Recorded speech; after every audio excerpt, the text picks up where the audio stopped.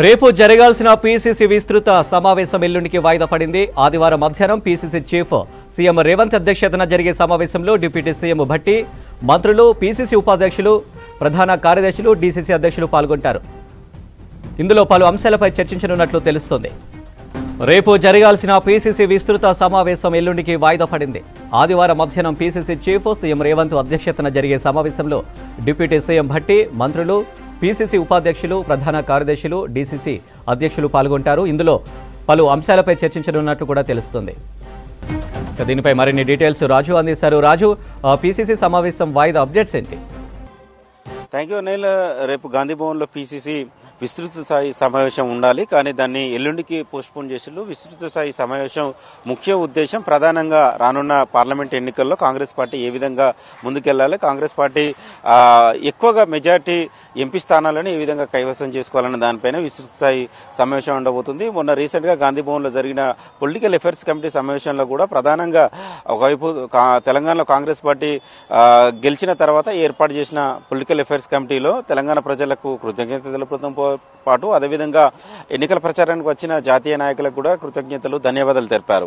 దాని తర్వాత ప్రధానంగా పార్లమెంటు ఎన్నికలను బేస్ చేసుకుని కాంగ్రెస్ పార్టీ కావచ్చు, నేతలు కావచ్చు, కార్యకర్తలు కావచ్చు ఏ విధంగా పనిచేయాలనే దానిపైన చాలా సుదీర్ఘంగా చర్చించారు. ఇక ఎల్లుండి జరగబోయే విస్తృత స్థాయి సమావేశంలో ప్రధానంగా పార్లమెంటు ఎన్నికల్లో కాంగ్రెస్ పార్టీ ఏ విధంగా గెలుపొందడానికి అనుసరించాల్సిన వ్యూహాలు కావచ్చు, మెజార్టీ సీట్లను కైవసం చేసుకోవడానికి ఏ రకంగా ముందుకెళ్లన్న దానిపైన విస్తృత స్థాయి సమావేశం కొనసాగబోతుంది. దీనికి PCC president CM Revanth Reddy అధ్యక్షతన వహించబోతున్నారు. ఇన్ఛార్జ్ మాణిక్రావు ఠాక్రే, అదేవిధంగా ఏఐసీసీ సెక్రటరీలు, మంత్రులు, వర్కింగ్ ప్రెసిడెంట్లు, దాంతోపాటు జనరల్ సెక్రటరీలు, అదేవిధంగా డీసీసీ ప్రెసిడెంట్లు, ఇక నియోజకవర్గ ఇన్ఛార్జీలు, ఎమ్మెల్యేలు వీళ్ళందరూ హాజరవుతారు.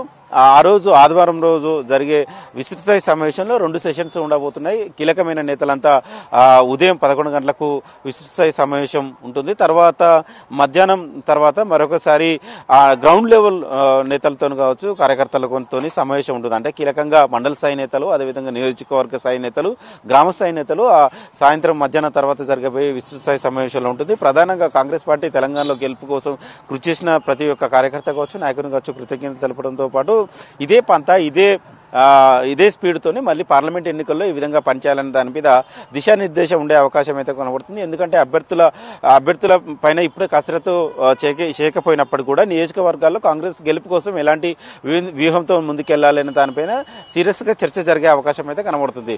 ఎందుకంటే ప్రధానంగా కాంగ్రెస్ పార్టీ రీసెంట్ గా అధికారంలోకి వచ్చిన తర్వాత గత 10-15 రోజులుగా వరుసగా సమీక్షలు, సమావేశాలు నిర్వహిస్తున్నారు. 6 గ్యారంటీల్లో 2 గ్యారంటీలను అధికారం వచ్చిన 48 గంటల్లోనే 2 గ్యారంటీలను అమలు చేశారు. ఆర్టీసీ బస్సుల్లో మహిళలకు ఉచిత ప్రయాణం, అదేవిధంగా రాజు ఆరోగ్యశ్రీ కింద 10 లక్షల రూపాయల భరోసా, ఈ 2 గ్యారంటీలను అమలు చేశారు. అదేవిధంగా మిగిలిన గ్యారంటీలు అమలు చేయడానికి కూడా కాంగ్రెస్ పార్టీ కసరత్తు చేస్తుంది.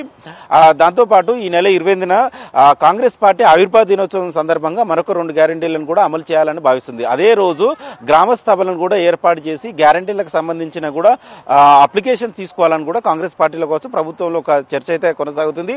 దాన్ని ఏ విధంగా చేయాలి, దాన్ని బేస్ చేసుకొని పార్లమెంట్ ఎన్నికలకు ఏ విధంగా ముందుకెళ్లాలి దానిపైన కూడా కసరత్తు కొనసాగుతున్నట్లు తెలుస్తుంది. ఎందుకంటే మొన్నటి వరకు అసెంబ్లీ ఎన్నికల సమయంలో చాలా వరకు బూత్ కమిటీలు, మండల కమిటీలు, నియోజకవర్గ కమిటీలు, పార్లమెంట్ కమిటీలు ఇట్లా వేసుకొని గ్రౌండ్ లెవెల్ నుంచి పనిచేశారు. అదే విధానంలో కూడా పార్లమెంట్ ఎన్నికల సమయంలో కూడా పనిచేయాలని కూడా, అది కూడా ఇప్పటి నుంచే పనిచేయాలి అని కూడా ఒక దిశానిర్దేశం అయితే చేసే అవకాశం అయితే కలుగుతుంది. ఇప్పటికే పార్టీలో కావచ్చు, ప్రభుత్వం సంబంధించిన పెద్దలు కూడా పార్లమెంట్ ఎన్నికలపైన చాలా సీరియస్ గా ఫోకస్ పెట్టారు. మంత్రులు కూడా ఒక్కొక్క మంత్రి ఒక్కొక్క పార్లమెంట్ నియోజకవర్గానికి కూడా బాధ్యత తీసుకున్నారు. పొంగులెట్టి కావచ్చు, బట్టి కావచ్చు, సీఎం రేవంత్ రెడ్డి కావచ్చు, ఈ ముగ్గురు నేతలు 2 పార్లమెంట్ నియోజకవర్గాలకు ఇన్ఛార్జ్ గా బాధ్యతలు తీసుకోబోతున్నారు. మిగిలిన మంత్రులు కూడా ఒక్కొక్క పార్లమెంట్ నియోజకవర్గానికి ఇన్ఛార్జిగా ఉన్నారు. వీరితో పాటు ఏఐసీసీ నేతలు కూడా అబ్జర్వర్స్ కు కూడా ఏఐసీసీ వేసింది. సో పూర్తిగా గత 4-5 రోజుల నుంచి ఈ ప్రక్రియ కొనసాగుతున్న సందర్భం అయితే కనబడుతుంది. సో అదే విధంగా ఎల్లుండి జరగబోయే విస్తృత సమావేశంలో కూడా పూర్తిగా పార్లమెంటు ఎన్నికలు తెలంగాణలో మొత్తం 17 పార్లమెంటు స్థానాలు ఉన్నాయి. అందులో ఓల్డ్ సిటీ హైదరాబాదు ఎంఐఎం మినహాయిస్తే 16 పార్లమెంట్ స్థానాలు ఉన్నాయి. 16లో మెజార్టీ స్థానాలు అంటే దాదాపు 10+ ఉండే విధంగా కాంగ్రెస్ పార్టీ ఎంపీ సీట్లను కైవసం చేసుకోవాలని భావిస్తుంది. అందులో భాగంగానే ఈ విస్తృత స్థాయి సమావేశాలను నిర్వహిస్తున్నట్లు తెలిసింది. ఇప్పటికే నియోజకవర్గాలకు సంబంధించిన పార్లమెంట్ నియోజకవర్గాలకు సంబంధించిన మంత్రులు కూడా ఆయా పార్లమెంట్ నియోజకవర్గాల్లో నేతలు కావచ్చు, నియోజకవర్గాలకు సంబంధించిన నేతలతో కావచ్చు, జిల్లా ప్రెసిడెంట్లతో కూడా ఇప్పటికే మానిటరింగ్ చేస్తున్నట్లు తెలుస్తుంది. ఎందుకంటే ఎంపీ